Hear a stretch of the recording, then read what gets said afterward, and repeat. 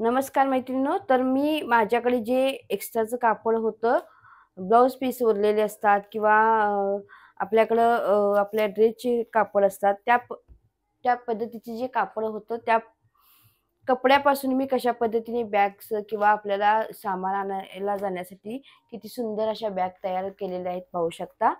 हे पहा तुम्ही. आतमध्ये अस्तरचं कापड एक्स्ट्राचं होतं ते घातलेलं आहे. मध्ये आपलं पोतं जे असतं प्लास्टिकचं ते घातलेलं आहे. ही अशा पद्धतीने सुंदर अशी आपल्याला बाजारासाठी नेण्यासाठी बॅग ही तयार झालेली आहे. पाहू शकता याचं लूक किती सुंदर आलेलं आहे. वरच्या साईडला मी लेस लावलेली आहे. तुम्हीही अशा पद्धतीने तुम्हाला हवी तशी तुम्ही उरलेल्या कपड्यातून बॅग बनवू शकता. तर मी बॅग कशा-कशा बनवलेल्या आहेत त्या तुम्हाला मी आयडिया देते व किती प्रकारचे आहेत तेही दाखवते. तर ही आपली एक बॅग झाली.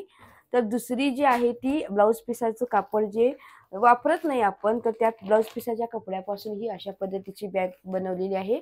पाहू शकता आतून ही आपल्याला जे तुकडे उरलेले होते ड्रेस आपल्याला शाळेचे ड्रेस एक्स्ट्रा म्हणजे एकदम शाळेचे ड्रेस आले होते शिवायला, तर त्याचं जे उरलेलं कापड होतं ते जोड लावून मी आतून टाकलेलं आहे व आतमध्ये सर्वाला प्लास्टिकचं पोतं लावलेलं आहे. त्यामुळे अगदी फिनिशिंग व मस्त अशी बॅग ही तयार झालेली आहे. तर आता ही पहा आपल्या साडीपासून बनवलेली आहे. ही सुद्धा अशाच पद्धतीने बनवलेली आहे. आतून अस्तर टाकलेलं आहे व सुंदर अशी बॅग. इथे टक्स दिलेले आहेत कारण व्यवस्थित फिनिशिंग येण्यासाठी मी इथे एक्स्ट्रा जे कापड फुगलं होतं त्याला इथे मी टक्स दिलेले आहेत. तर ही सुद्धा अगदी सुंदर व छान अशी बॅग तयार झालेली आहे. आता हा वेगळा प्रकार बनवलेला आहे. आपण जसे बास्केट टाईप असते त्या पद्धतीची ही बॅग बनवलेली आहे. पाहू शकता. आतमध्ये हे घातलेलं आहे तेही सुद्धा ब्लाउजचं कापड आहे.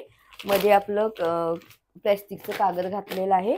अशा पद्धतीची ही बॅग सुंदर तयार झालेली आहे. आता हा जो कापड होतो त्याला मी चेन लावून अशा पद्धतीने आपल्याला म्हणजे बाजारामध्ये जाऊ शकतो किंवा देवाला जाताना सुद्धा आपल्याला नेता येईल. एक नारळ वगैरे असं बसता येईल अशा पद्धतीची ही बॅग बनवलेली आहे. ही सुद्धा बॅग अगदी सुंदर व दिसायला छान अशी झालेली आहे. चेन लावून बनवलेली बॅग आहे ही. तर हे माझा व्हाईट कलरचा टॉप होता. तर त्या टॉपपासून उरलेलं कापड जे होतं त्याच्यापासून ही अशा पद्धतीची बॅग बनवलेली आहे. सर्व कपड्याला जे आहे ते आतलं अस्तर एकदम चांगलं घातलेलं आहे. त्यामुळे बॅग कितीही वर्ष झालं तरी बॅग खराब होत नाही, तुटत नाही अशा पद्धतीची व बाहेरही जाताना अगदी व्यवस्थित व छान दिसते. अशा पद्धतीच्या मी वेगवेगळ्या प्रकारच्या बॅग शिवलेल्या आहेत. आता हा जो होता तो टॉप होता. तर हा टॉपपासून उरलेलं कापड होतं. तर टॉपच्या कपडा वरती टाकलेला आहे व आतल्या साईडला अस्तर जे होतं ते पहा, हे अस्तर जे आहे ते ओढणी लावलेली आहे व अशा पद्धतीची बॅग चेन लावून बनवलेली आहे. ही सुद्धा आपल्याला बाजारला नेता येते किंवा आपल्याला सामान ज्यावेळेला आणायला जातो त्यावेळेला सुद्धा मार्केटला नेता येते. अशा पद्धतीची ही बॅग आहे.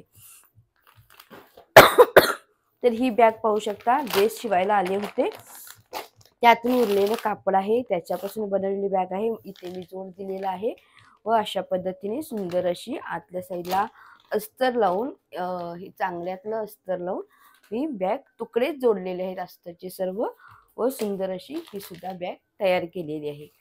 आता ही सुद्धा माझी ड्रेसचंच कापड होतं त्यापासून ही सुंदर अशी बॅग तयार झालेली आहे. तर अशा वेगवेगळ्या तुम्हीही तुमच्याकडे कापड शिल्लक असेल एक्स्ट्राचे गाऊनचे कापड किंवा उरलेलं आपल्याकडे जे ड्रेसचं उरलेलं कापड असते किंवा अस्तर असतं त्याचा वापर करून तुम्ही अशा सुंदर प्रकारच्या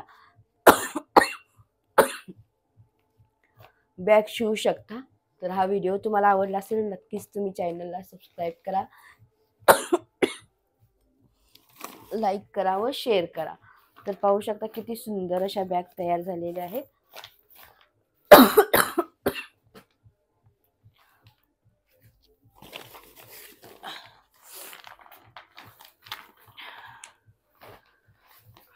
अशा वेगवेगळ्या प्रकारच्या तुम्ही सुद्धा बॅग बनवू शकता.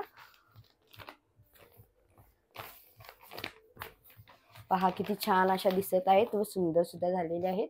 तर तुम्हाला नक्कीच आवडतील. व्हिडिओ आवडला असेल तर नक्कीच लाईक करा, शेअर करा, सबस्क्राईब करायला विसरू नका. Thank you for watching.